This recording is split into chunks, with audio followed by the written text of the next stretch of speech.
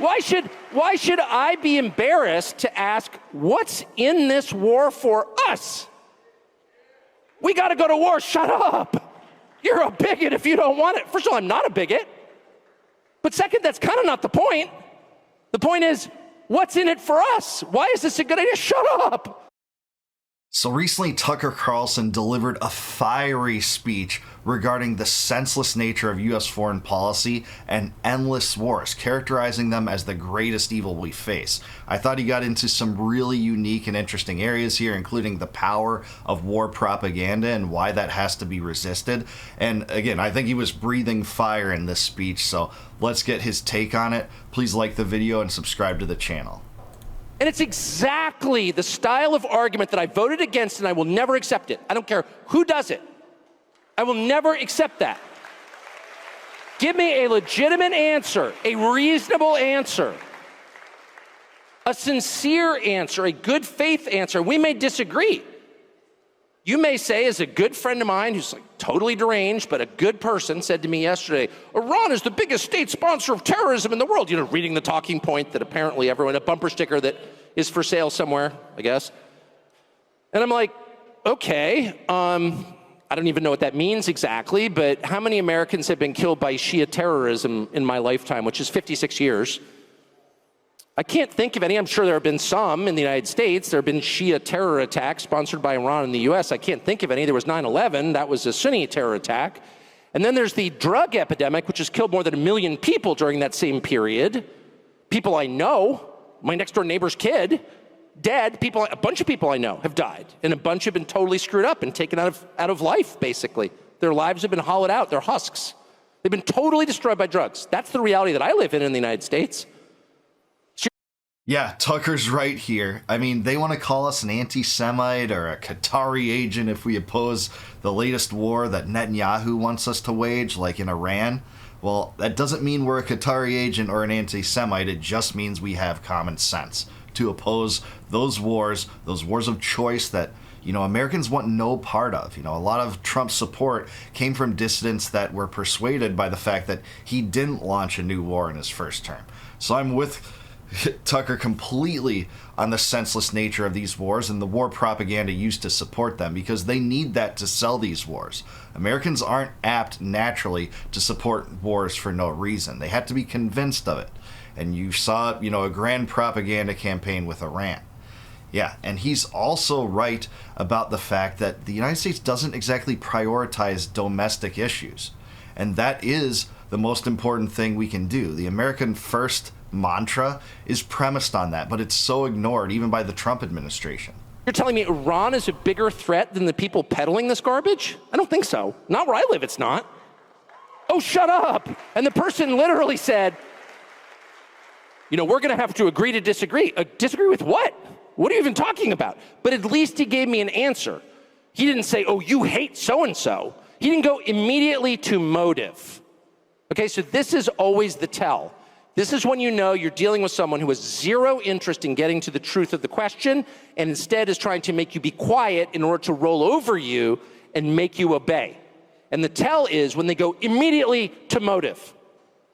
Well, you just hate some group, or you're taking money from some other group. And neither one happens to be true in my case, but I always feel like saying, well, okay, what if I am getting paid? Or what if I have some kind of creepy bigotry? Which I don't, because I think it's immoral.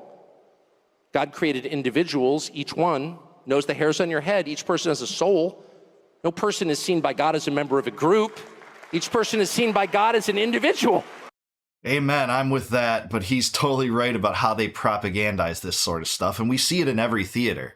It's the same bag of tricks that the neocons pull out at every opportunity to encourage wars. If you didn't support the war in Iraq, the invasion of Iraq, you were just pro-Saddam.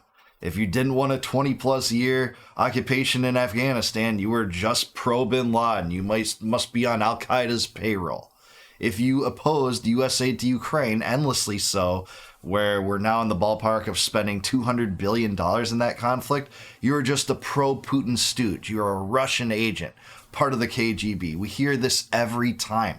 They never even change the mentality and the propaganda schemes to try to demonize you just for using common sense. He's so right about this. This is how the propaganda works. The war propaganda greases the wheels of the war machine, as my friend Daniel McAdams says, and he's putting it perfectly here. This is exactly what we experience every time. And, you know, whenever they say that Iran's the #1 sponsor of terrorism in the world, that's never quantified, by the way, with any empirical evidence to support it, I've noticed. People throw that saying around all the time, but I've never seen evidence to actually show that. I mean, I do have quantifiable evidence that the U.S. government and the U.S. war machine is the greatest sponsor of terrorism in the world. 6 million casualties since 9/11 perpetrated by the U.S. show that to be true. So that's what we're dealing with now. This is all propaganda. Now, if you want to show me on paper the amount of terrorism that Iran supports, please do it. But also compare that to the madness, lunatic, terroristic programs of the United States, and oh yeah, Israel, who's consummating and enacting a genocide in Gaza right now on the U.S. bankroll as well. So I don't like that, and I really don't. I'm not just saying that, and I mean every individual on the planet, regardless of what he looks like or what he believes. That is true of every person, and I sincerely mean that. But even if I didn't, maybe I was some like full wacko, and maybe I was like taking tons of money from some bad country, one of the bad countries you're not allowed to talk about or like. Qatar! That's the most hilarious. Qatar is kind of controlling our conversation. Qatar, evil Qatar. I am laughing. I've actually been to Qatar. It's awesome. Never taken a dollar from the Qataris or the Qataris or whatever they're called. It's a great country. Charcuteries.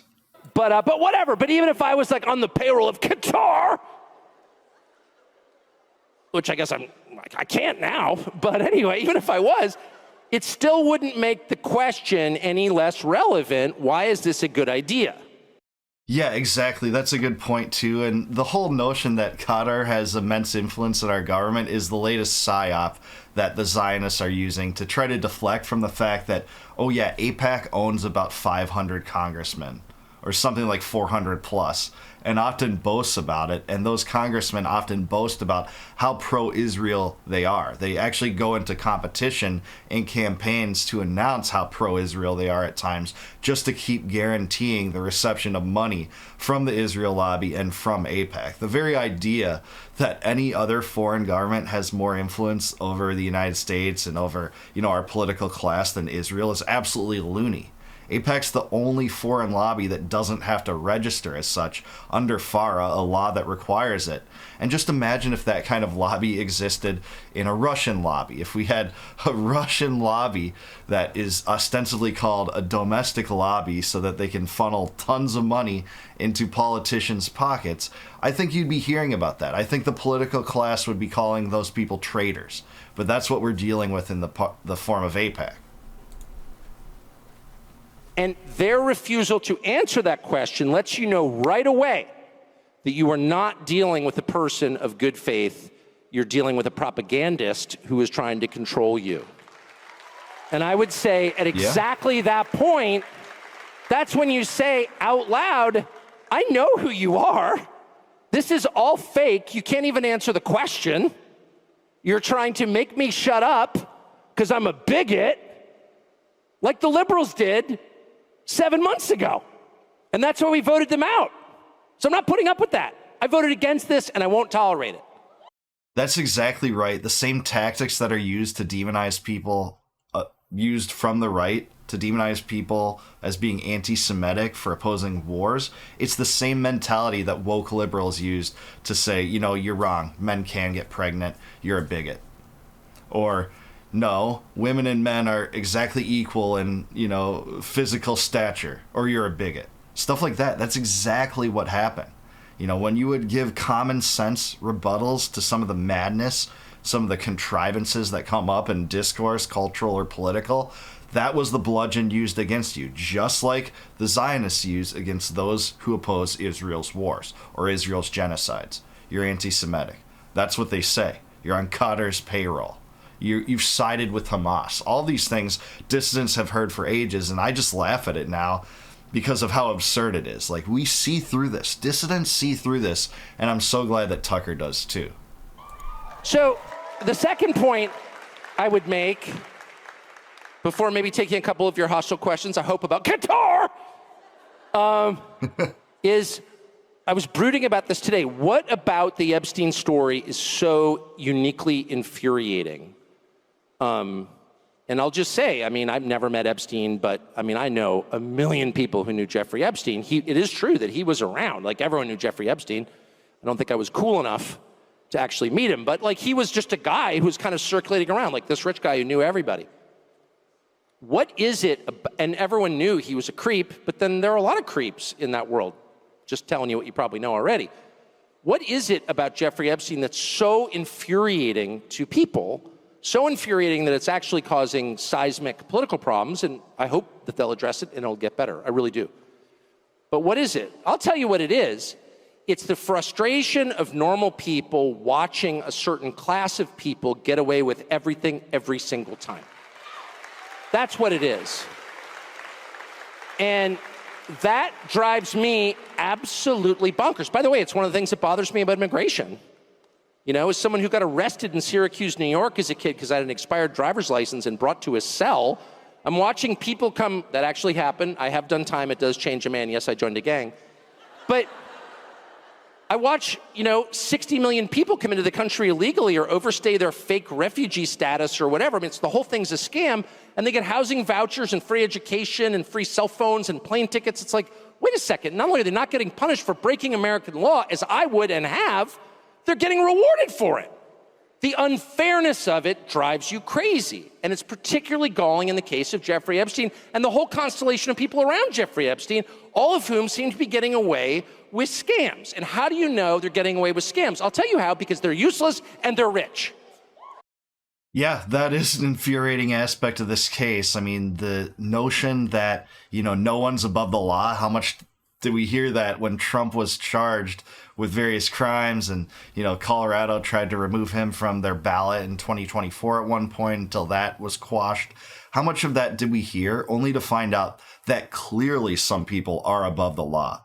And not only are some people above the law, all of their associates had to be protected in a bipartisan cover-up to hide connections to sex trafficking to clients in a sex trafficking ring that reached into the highest levels of power in the political world, in the lobby world, in the legal world, etc. Because that's what we saw from assertions from victims of Jeffrey Epstein toward people in power that were taking advantage of others in what likely was a blackmail ring. But we're not allowed to talk about that, right? Why? It's because the political class was so deeply intertwined in this whole ordeal from the start, and that is infuriating. And how Trump handles it is infuriating. How Biden handled it is infuriating. And we'll never get answers despite all the campaign rhetoric that said that Trump would bring transparency into the White House on this. So, yeah, I'm with Tucker. It really shows that the way in which the elite are treated are so different than what you and I would be treated. So how do you come to a place where some of the least impressive, most useless people who have no actual skills become billionaires? How's that legitimate? And by the way, if you ask this question, at least in Washington, it's like, oh, well, yeah, it sounds like you're a socialist. Sounds like socialism. Yeah, okay, I'm a socialist now. All right. I was a Qatari agent or a bigot, now I'm a socialist. All right. Leaving aside my committed socialism, can you answer the question? How did Bill Ackman get $9 billion? Bill Ackman, a pretty impressive guy? I know Bill Ackman. No. Bill Ackman's like well-connected and super aggressive. That's it. And I think, well-connected, super aggressive people deserve a fair living like everybody else. But if you're accruing $9 million just because you're willing to do anything, I don't know why we have to pretend that's good. How did Epstein get 4 Gulf Streams? How did he get an island, a massive ranch in New Mexico, the biggest house in New York? Like, what is that?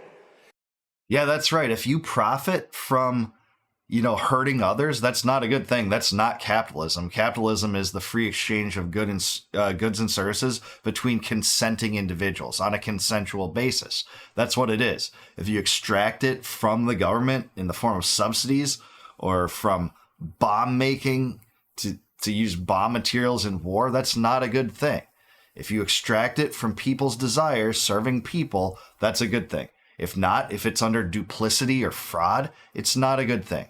That's exactly right. And, Epstein's wealth and how he uncovered it is one of the biggest mysteries of this case. I've talked about that in other videos, but it just doesn't make sense for a math teacher that was dismissed for having inappropriate relations with younger females who he fraternized with. Surprise, surprise. That did happen. He became a partner of Bear Stearns in like a year and was given a $77 million property by Les Wexner for just managing his finances, and more millions on top of that. Leon Black gave him $150 million just to do his taxes because, he happened to save him so much money in taxes. The whole thing is ludicrous unless he had connections to an intelligence service or was extracting blackmail payments from politicians or people of prominence, or both, or a combination of both. And that's likely what it was. And we'll never get answers on that, of how he accumulated his wealth and what connections that involves. So Tucker's right. Like, at some point, the basic economics really matter. And they matter because, not that it's bad that rich people are getting richer, it's bad that everyone else is getting poorer. And it's especially bad that young people can't afford homes. Let me just put a very precise point on this. If you want a measure of how your economy is doing, I personally favor eliminating GDP as a measure. I don't even know what that is. It's clearly not relevant. They tell me Japan has a stagnant GDP. Have you been to Tokyo? It's the single most radicalizing experience you'll ever have because it's just so nice. You lost the war? Really? Can we lose a war and wind up like this? GDP. No. I don't know what even that is. The total economic activity. Oh, no. My measure is really simple. I got a bunch of kids. Can they afford houses with full-time jobs at like 27, 28? And the answer is no way. And the answer is that 35-year-olds with really good jobs can't afford a house unless they stretch and go deep into debt. And I just think that's a total disaster. Yeah, I don't exactly agree with him regarding GDP, though the GDP figures are, massaged and manipulated by governments not to adjust for inflation, which is a tried and true phenomenon that affects those types of things that he's pointing out. You can see rich countries and their GDP is essentially stagnant. Number one, GDP doesn't include just the great cities. It includes all the countryside as well. But point taken on that, minor disagreement on the way of home ownership. Yeah, home ownership is a metric of a strong economy, home ownership rates. But it's also necessary to know that home ownership rates exploded before the crash in 2007 when subprime mortgages were granted to people that just couldn't afford it. And the interest rates are manipulated by the central banks to make it affordable for essentially everyone to get a home. But then that comes with ramifications like, a crash.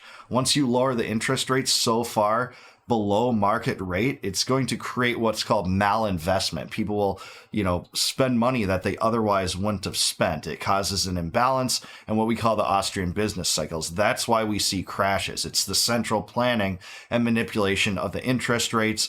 And, we got a whole dose of the subprime mortgage crisis from what happened before 2007. So I'm with Tucker, but also, the government can manipulate things in a way where there will be long-term destruction because of planning it this way.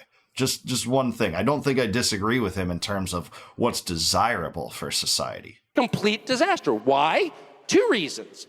One, if people don't own things, they don't feel ownership of the country they're in. And the country gets super volatile because people feel like they've got nothing to lose. When you have a lawn, trust me, you're thinking long-term. Second, it's really hard to have a family without a house. It is. It's like super fun to live in an apartment if, there's like a bar downstairs, you're in a cool neighborhood. I'm in East Village, it's so cool. Try to have 3 kids. You're not gonna have 3 kids there, you can't. Nobody wants to raise their kids in that neighborhood. Nobody wants to raise their kids in an apartment. People do it because they have to, nobody wants to. People want a little house, not some McMansion, just a little normal house. That is the actual American dream. And that is what is totally unattainable for young people. And so the only young people in general that you will ever meet who have houses are young people whose parents helped them. And God bless their parents. That's a perfectly great thing to do for your kids. But most people's parents can't afford to do that because they're already in debt from their pointless college degree. So that is a national emergency. Yeah, I'm generally with what he said there at the end for sure. It takes ownership to have someone psychologically believe they have stake in something. This is why, government ownership over certain lands and properties creates what we call a tragedy of the commons, where no one feels like they have stake in it or ownership of it and treats it accordingly. They might not maintain it very well. They might, litter, whereas they otherwise wouldn't, be more destructive and be less caring about preserving that land or that property for the long term. That's exactly what happens. That's an economic phenomenon that's tried and true. And it is caused by central planning. Look at the inflation rates. In the year 2020 to 2021, the Federal Reserve created is something like 45% of the dollars that exist today in that single year. And this was a result of all the, the political outcries and the political responses to the lockdowns and the COVID regime, which, by the way, was created by government. They invoked the Emergency Powers Act. They invoked the Strafford Act that gave these state governors, license essentially and the excuse to shut down their societies, to impose stay-at-home orders, religious restrictions, the 6 feet rules, shut down, school sports activities, shut down certain businesses. This caused incredible destruction and the loss of property in ways that the government only responded to by printing more money, spending more money, giving it out in the form of CARES and bailouts and, PPP loans and, Trump bucks. That was a precedent for UBI, and I think it's going to be invoked again. They'll say, hey, even Trump did this. We're going to do this again. And it's going to cause more inflation because when you create more money out of essentially thin air, which the Federal Reserve does, they do it digitally, not in terms of a printer. We can say print money, but most of the dollars exist in digital form. When they do that, you impose a tax on all the pre-existing wealth that exists, including the wealth that's in my and your pockets. And that's what happened. And that's what's causing it to be more and more impossible for people to own homes. The costs are insane, and the interest rates aren't even as low or are lower than they even would be in a market environment. So even with the interest rates relatively low in the history of the markets, it's still impossible to afford a home by many people because of the inflation of the housing market. That's where we're at. But the point of this was to show that war propaganda is destructive not only because it obscures and kind of, pushes these domestic concerns to the side in favor of empire building and spending billions of dollars on that. It's the war propaganda that just degrades us as a society. We can see the cultural impact of this, how it turns people against each other, calling them anti-Semites if you oppose war.